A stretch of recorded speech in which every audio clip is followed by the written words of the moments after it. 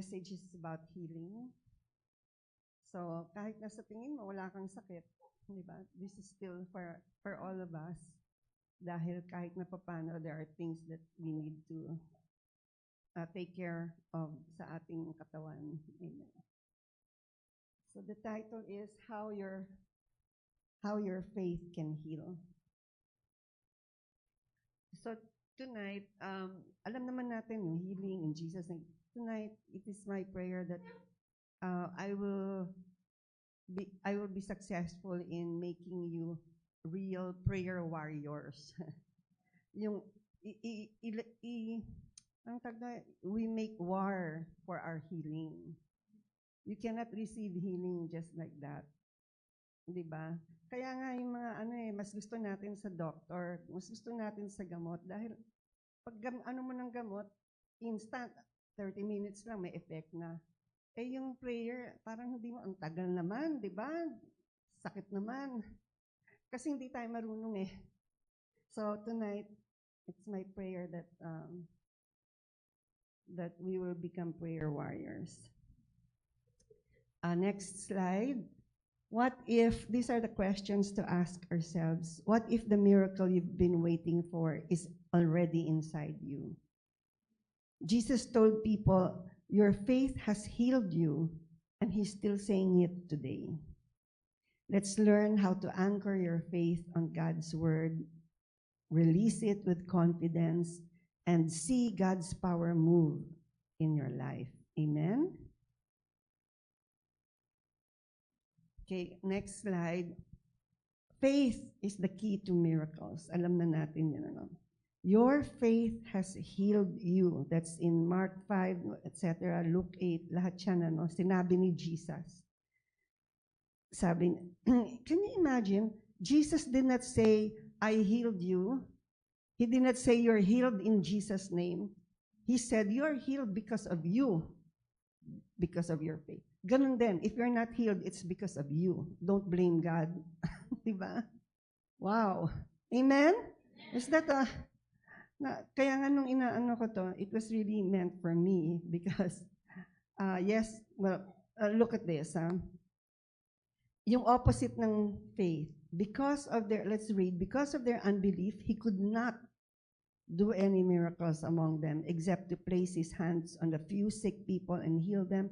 And he was amazed at their unbelief. In other words, teka muna, Jesus ka, God ka, you cannot do miracles? Our healing depends on us. Oh my, what a responsibility. So it's our responsibility to teach you how to receive the healing or even how to impart the healing. And we all believe, pero when we're sick, iba, no? Yesterday, Sunday, no? I woke up, grabe, ang sakit ng dito ko. Dito. Alam niyo yung parang, you can't move it at all. Have you ever experienced that? It's so excruciating. But you know, during praise and worship, talagang pinilit ko siyang itaas. Na ang sakit-sakit kasi, you know why? I was making warfare. So, nung natapos na yung worship, wala na yung pain. And sabi ko, praise God. Kasi Lord, kung hindi na wala yung pain, wala akong karapatan mag-preach. Your faith can heal you. Kaya medyo naano ko kay God, nape-pressure. The next day, today, this morning, when I woke up, the pain was even worse. Bumalik yung pain, and it was even worse than yesterday. Sabi ko, Lord, hindi pwede. Papalitan ko na lang yung message ko pagka ganyan, pag hindi ako gumaling. Teka, inisip ko, ano na nga yung message ko? So, I just did what I am going to teach you today. I did everything. And, after lunchtime, as in, walang-wala na. In fact, I even forget na, di ba, iingatan mo pa rin yun kasi, parang torn ligament or saan, di ba? To the point na I forget, I keep lifting yung mabigat. Ay, hindi pa pala muna pwede, baka, But you know what? Ngayon ko na-realize, kaya pala gusto ng mga tao na maggamot. No? Kasi mas mabilis eh. You don't have to fight. You just buy. Pero thank God, para sa mga mahihirap na walang pera, tuturuan ko kayo dahil ayokong gumastos sa gamot. Kaya masipag ako sa Miracle Night eh. Ayokong gumastos. Walang masama, no? Lalo na, you can afford to sige, hindi ba mas mabilis? But I'm going to teach you now how to become a prayer warrior for healing. And I pray that didibdibin nyo, siguro didibdibin nyo dahil, So, saan ba galing itong power ng faith natin? It comes from God's Word. Okay. In Hebrews 4:2, it says, imagine, the word they heard was of no value to them because they did not combine it with faith. So kaya yung mga naniniwala, if you don't, the people who claim or who quote the word, or study the word, but they don't really believe, it's useless, it's powerless. Kaya nagpe-pray naman ako in Jesus' name, hindi naman ako gumagaling eh. Amen? So, wag na lang. But, so hopefully tonight, things can change for all of us. Faith power comes from God's Word. Ang nagpapagaling sa atin yung faith, sabi nga ni Jesus, no? Your faith can heal you. In fact, Jesus said to the woman, the blind man, the lahat, oh, your faith has healed you. Hindi ako. Amen? Our faith in Jesus heals us. But it's not Jesus. In fact, pag wala kang ng faith, hindi kanya kayang pagalingin. Diba? He could not. He's powerless. Amen? So thank you, Lord, for teaching us. Kaya importante na alam natin yung word ni God. Next slide. So Satan's first question to humanity is, did God really say? Doubt. Doubt God's word. Diba? Yung iba nga, hindi nga doubt God's word, ignorance of God's word.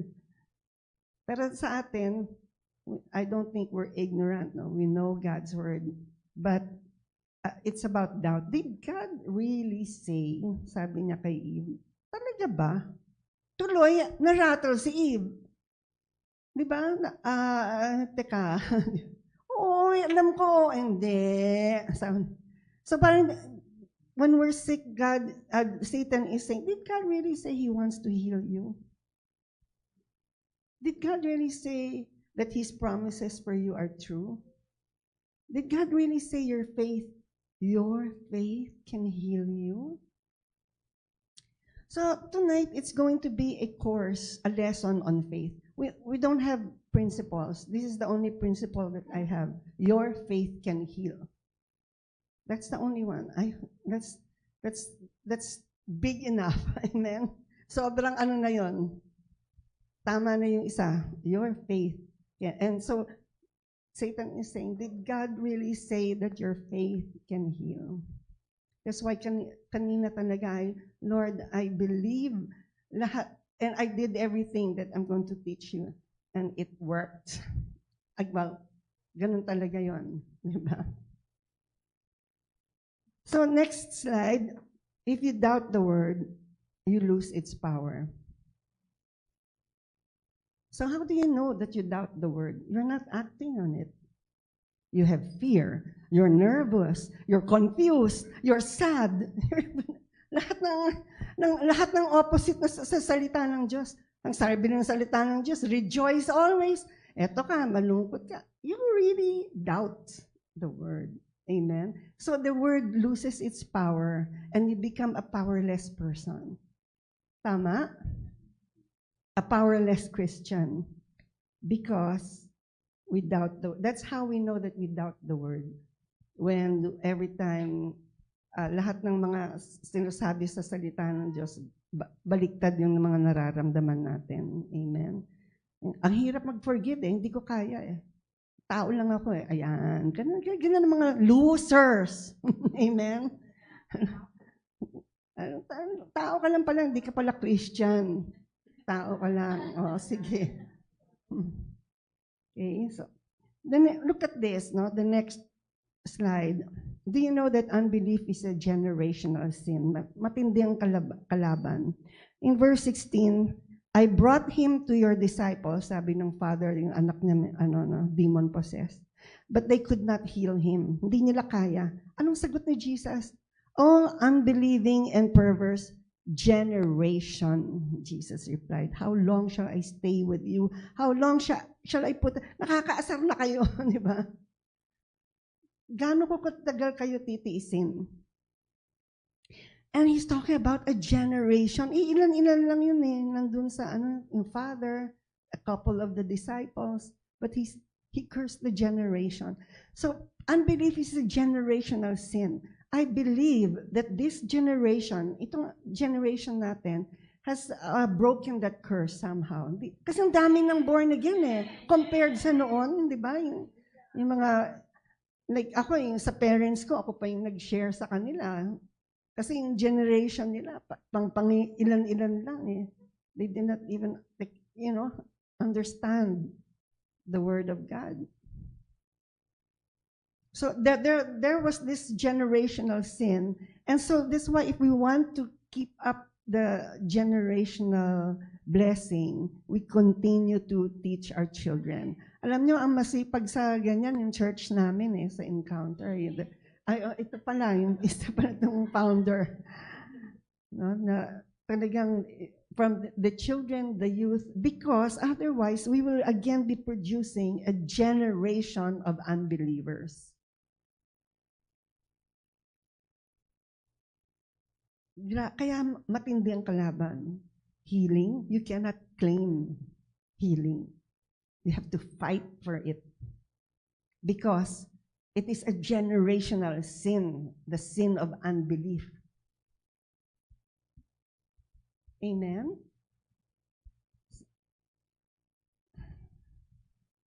Ito na, next slide. We need to fight the good fight of faith.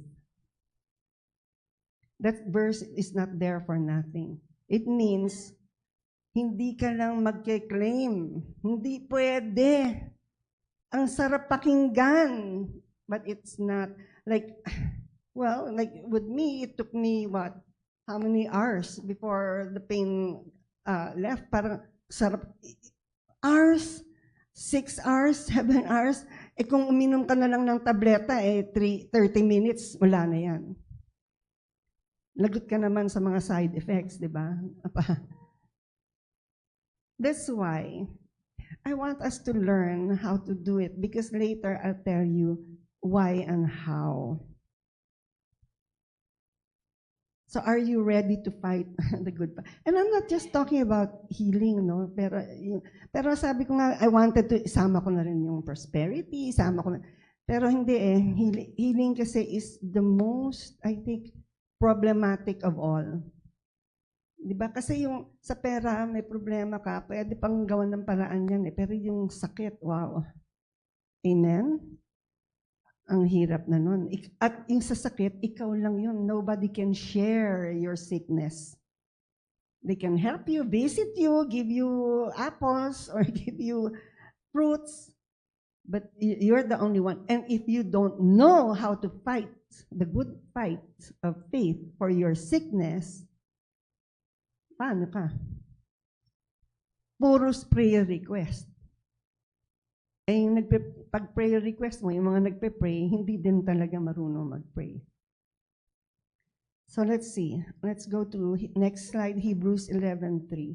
This is how powerful the Word of God is. So, kailangan, if you want to fight the good fight, you have to use the Word. Sabi, by faith we understand that the universe was created by God's Word, so that what is seen has been made from things that aren't. Imagine the power of the Word of God, that it can create the universe. So yan ang gagamitin mo para ma-heal ka.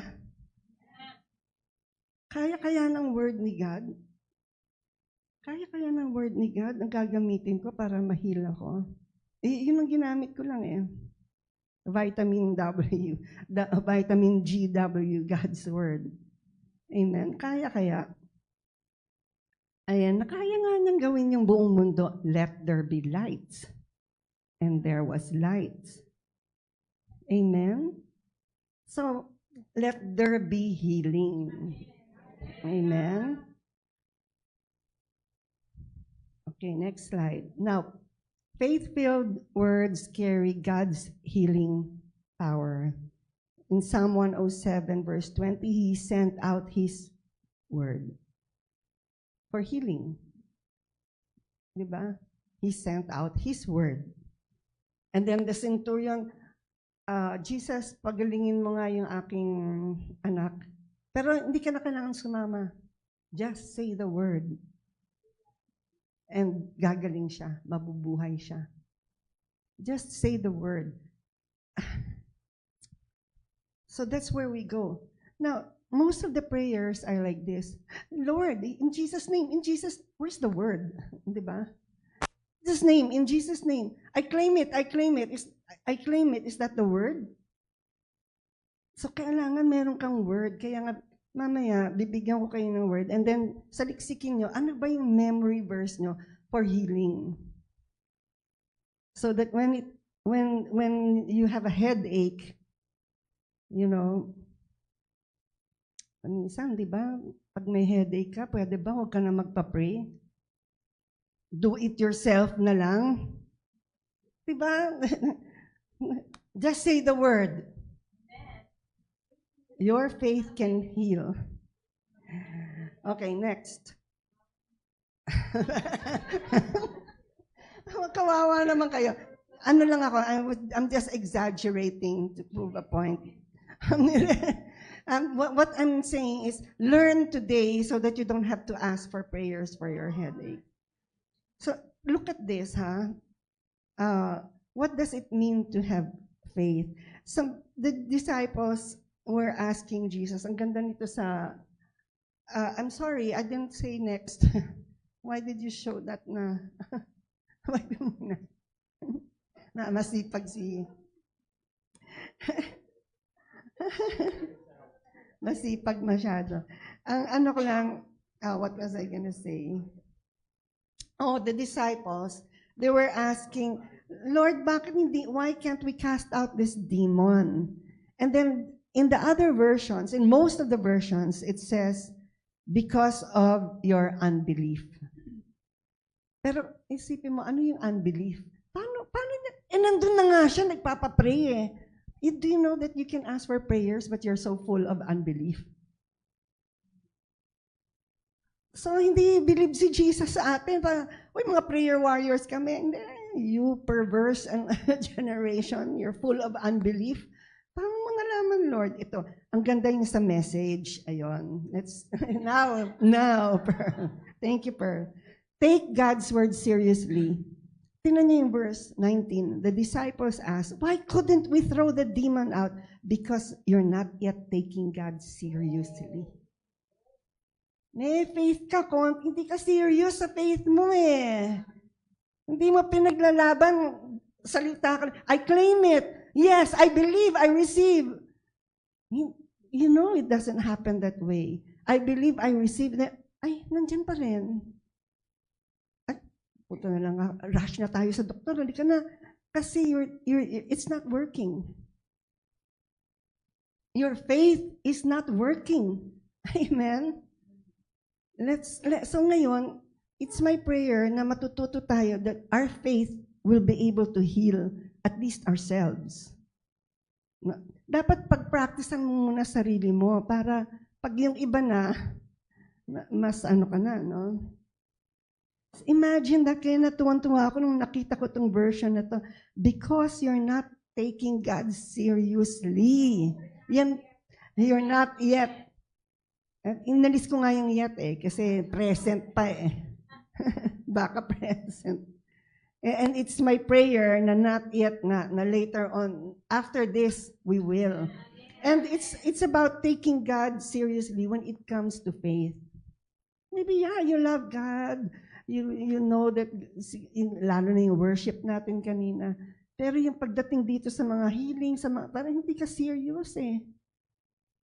You know, sometimes nakakaiyak, yung, marami, there's nothing wrong with doctors. In fact, si WK nga kuminsan see a doctor. Kuminsan, no? Pero, well, sa akin madalas gumagaling ako na sa miracle night. Na hindi ko na nga alam, katulad doon, ano kang nangyari sa akin? Napakasakit talaga. Tapos nawala na. Ang daming ganun, gumagaling ako na hindi ko alam kasi hindi ko na kailangan ipagtingin dahil gumaling na. Dahil kaya masipag ako sa miracle night eh. So, next slide. Ito na yung aking teaching. Faith that moves stones will one day move mountains. The simple truth is that if you had a mere kernel of faith in tinatawag na mustard seed, you would tell this mountain, move, it would move, there's nothing you wouldn't be able to do, nothing will be impossible. Anong ibig ko sabihin? Mga kapatid, ito na yung importanteng teaching ko. Maraming pupunta dahil, may cancer ako, magpapapray ako. Give up na yung doctors, so magpapapray na lang ako. Now, kung nung may sipon ka, hindi ka nagpapapray, hindi ka marunong mag-pray para sa sipon, hindi mo nakaka-cast out, cancer pa. Ngayon bigla ka mo, you know what I'm saying? That's why you have to start with stones before you move the mountain. Amen? Don't wait for serious sickness na wala na magawa si doctor, tapos magpapapray ka. Parang, ako, honestly, hirap ako talaga pag nagpapapray sa akin, ganun eh. How can I begin? Mag-doktor ka na lang. Sabi,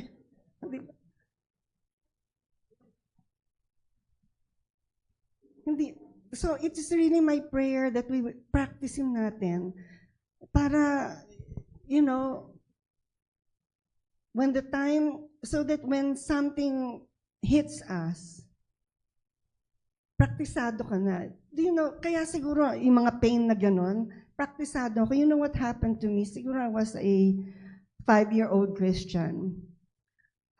Yung kamay ko, yung sa may door, I slammed the door. Yung door, so yung talagang solid. Hindi yung door na manipis, no?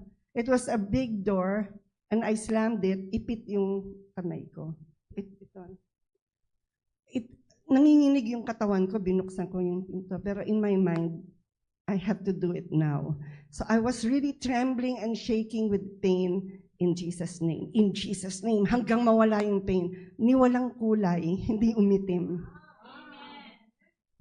Shut the door. I shut ang lakas pa. So, kasi sabi ko pa, practicing ko. So many times, ang dami ko ng mga ganyan na nakaya ko nga di ba, noon. So if you can do it with stones, you can do it with mountains. But a lot of people, they ask for prayers to move your mountain when you don't even have faith to move your stones. Why? Because you didn't practice Fight. The good fight of what? Of faith. Pinapractice yan. Nilalaban yan. Because kalaban mo si Satan. Habang nagka-faith ka, did God really say? Did God really say? Will God really heal? Amen? Ano ngayon ang alam mo? Wala kang alam. O nga, wala kang alam. So here we're trying to equip you so that when something happens, try it first. Practice mo. Amen? And remember, for us prayer warriors, sometimes you're already blue in the face praying for somebody na nararamdaman ka wala. Kasi hindi mo pa in-stir up yung faith niya Hindi naka-angkla sa salita. That's why sa miracle night, pagpunta mo doon, you first listen to the word. Because for the miracle night workers, you have to tell them that it is the word, it is their faith in the word that will heal them. If you don't combine the word with faith and faith with the word, sabi nga sa Hebrews, it's useless. It's powerless. Amen? Are we learning? Will you try it?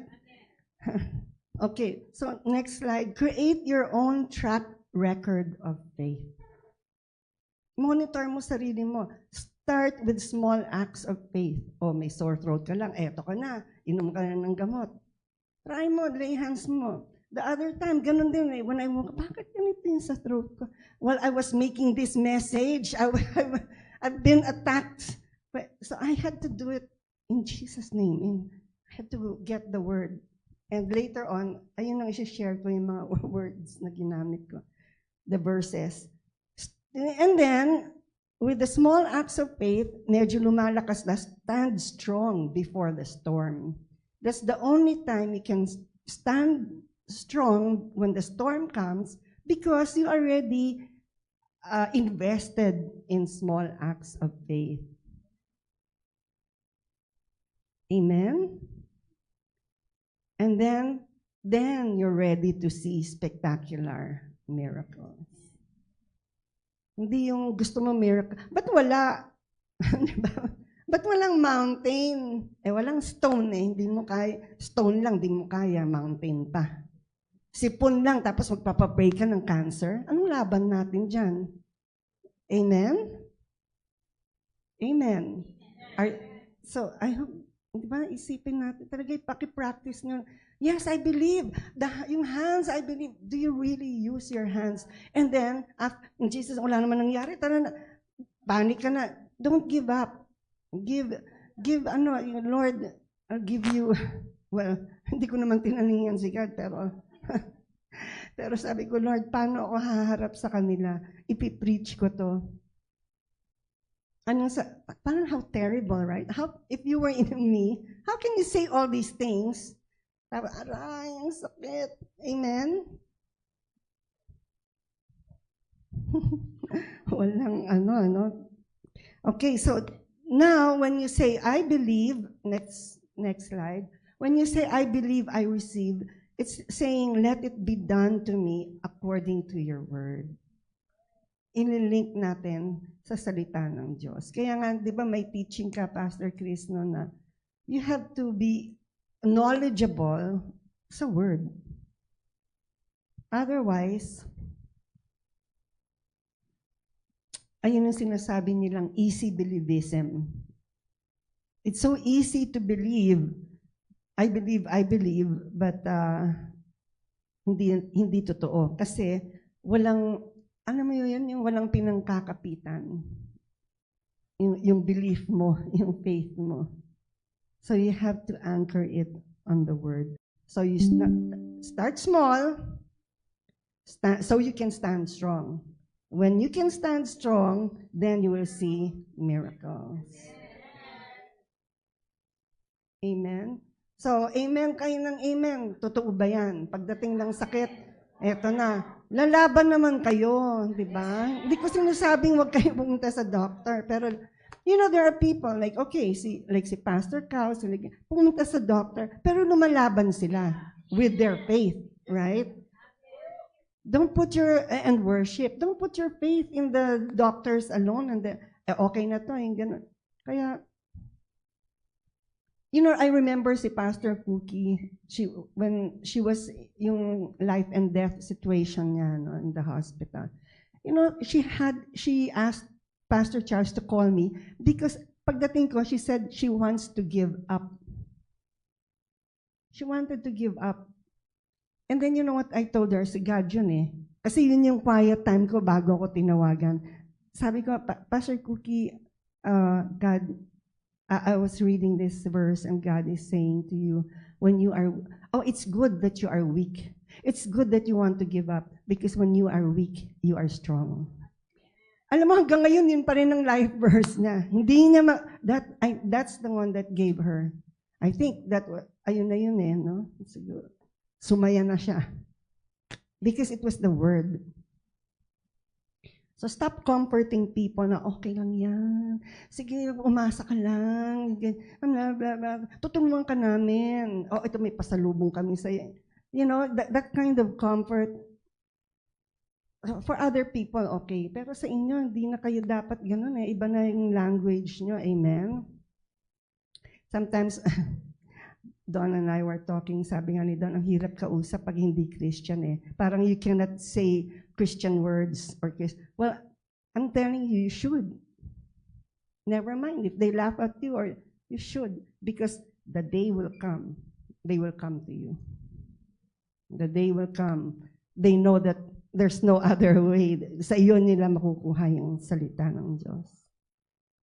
So, again, so there are 3 verses here that I want you to claim. Di ba, usually pinapapili ko kayo, but this time, maybe you want all of them. These are healing verses.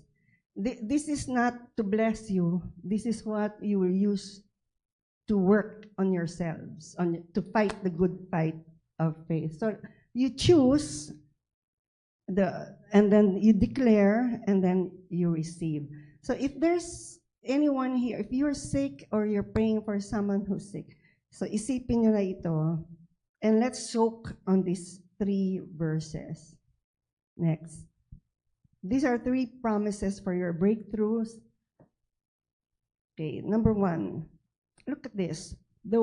Jesus said, the very words I have spoken to you are spirit and life. So when I say, Lord, I am fearfully and wonderfully made, you imagine that when you're speaking, there's this spirit going inside of you and giving you life and healing. Use your imagination. That's one of my, sa Spotify ko, di ba? That's why sabi, more than what you ask or imagine, we have to stir up our imagination. Do you know that we never think in words? When you think, are you thinking words? If I ask you, paano ba papunta dun sa papunta dun sa Makati? Siyempre, una, paglabas mo dito, kakanan ka, tapos lalabas. So it's all, yung nakikita mo yung daan. May landmark. Di ba yung landmark? Doon, pagdating dun sa may Jollibee, ganyan. That's how you think, with pictures, with imagination. Tapos siya naman, ganun din. Hindi niya nakikita yung words na, you go to, hindi sentences. That's why we have to have an active imagination when we pray. So when you say, Lord, your words are spirit and they are life, I eat your words. I am fearfully and wonderfully made. Amen? I am fearfully and wonderfully made. Number 2. Ito naman si Nena, no? I gave this verse to her. Do you know si Nena? She's my friend. And she's a senior. And during COVID, she had COVID. At the same time, she had COPD, lung infection. At the same time, she had pneumonia.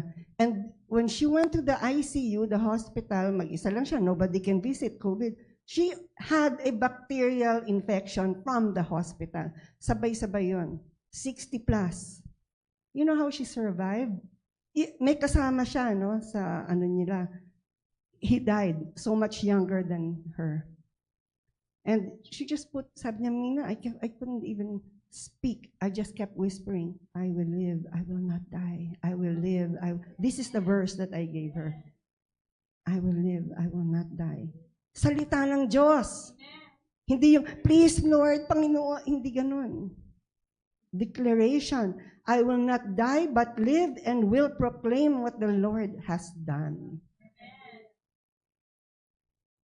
Amen? So, talagang sword of the Spirit talaga ang word, no? Yung talagang panglaban talaga natin. Panglaban sa unbelief. Did God really say? Lalabanan mo ngayon. Di ba? Anong sabi ni Jesus? It is written. Number 3, my words bring life to those who find them and healing to their whole body. My words bring life and healing. So we have to have, kung hindi kayo makamemor, alam nyo talagang, ewan ko yung experience ko every time pagka ang sakit, hindi, ano na nga ba yung mga verses, bigla kang natatarantas. Hindi ba? So mabuti na yung meron kang, naka-back up na verses dyan. Buti nga, may naalala pa ako ng because it is our weapon. And Satan knows it is our weapon. That's why he's always saying, did God really say? So, ikaw naman, anong sagot mo?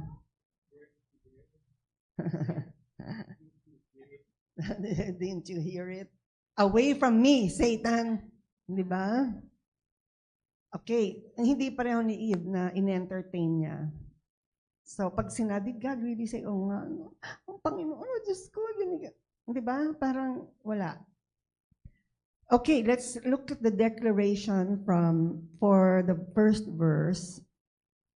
And it is, wag pa muna Pearl, no? Ang ano ko lang na, lahat ng verse pwede niyong i-declare, no? But think about what you're praying for, your sickness or whatever it is.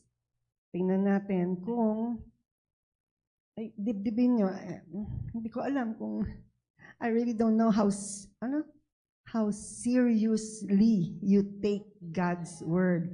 Anong sabi ni Jesus? Unbelief daw, they're not serious about God's word eh. Not yet. Hopefully they will be. Amen. So, akala mo, pag nag-Bible study ka, serious ka, hindi pala. It's applying it when the going gets rough, tough.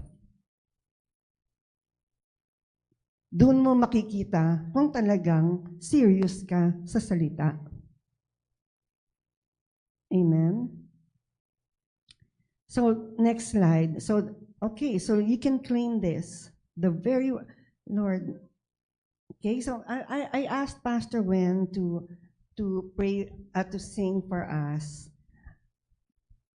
But before that, sige Pastor Wen, just can we all read?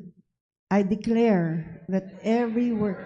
Can you touch that part of you that you are praying for, or if you can just go like this, or if somebody you can do like that. I declare that every word from the mouth of God is alive in me. I receive His Spirit-filled word into every cell of my body, bringing light, strength, restoration. The words He has spoken over my life will manifest with power, for His word cannot return empty. Amen. Another, para dun sa malala na yung mga sakit, no, yung mga kakilala nyo, let's pray for them.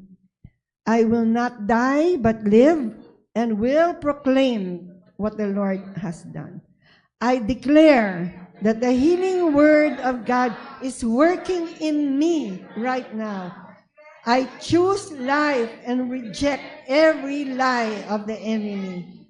My life will declare the wonders of the Lord for all to see. I will live long, healthy, and strong, fulfilling every purpose He has. I will live. I will not die. Para kay Pastor Cal, kay Greg, yung mga nagre-recover, di ba? Sino? Emergency. Okay. For those of you yung kay asawa ni Pastor Rosie.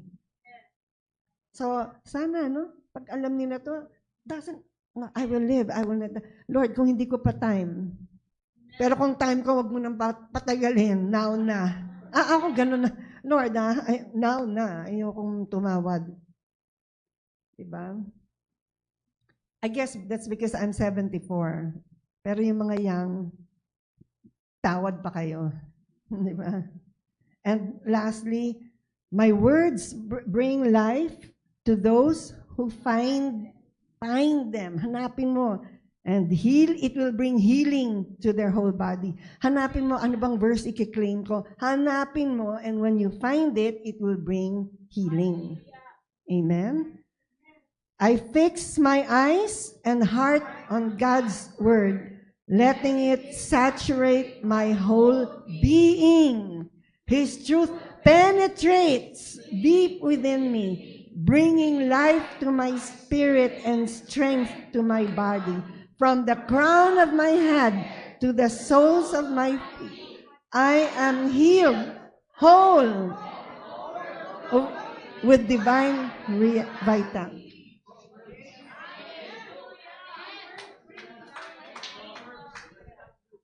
I'm sorry, that's Proverbs. Yeah.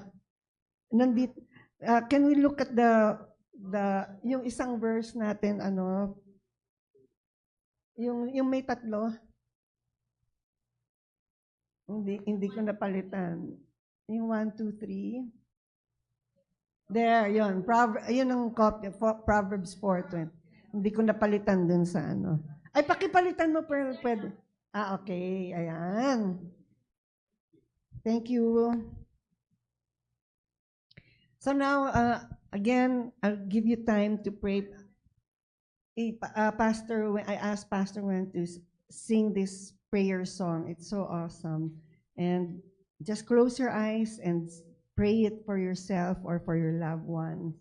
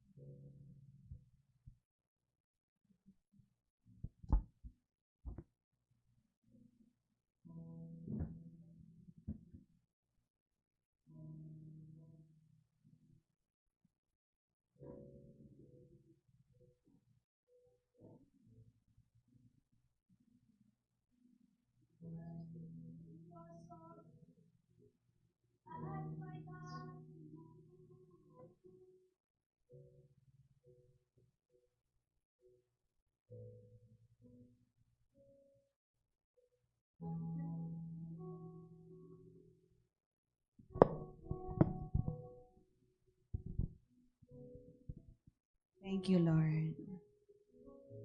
Thank you, Jesus. You are worthy of your word. Thank you, Jesus. I speak the name of Jesus over you. In your hurting, in your sorrow, I will ask my God to move. I speak the name, 'cause all that I can do. In desperation, I seek heaven, and this is for you. I pray for healing. Circumstances would change. I pray that fear inside would flee in Jesus' name. I pray that the breakthrough would happen today. I pray for miracles over your life in Jesus' name. In Jesus' name.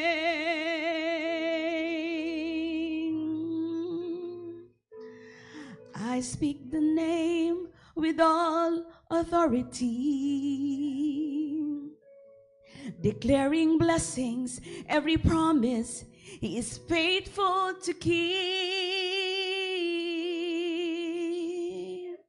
I speak the name no grave could ever hold. He is greater, He is stronger, He's the God of possible. I pray for your healing. Circumstances would change. I pray that the fear inside of you would flee in Jesus' name. name, in Jesus' name. I pray for a breakthrough would happen today. I pray miracles over your life in Jesus' name. In Jesus' name.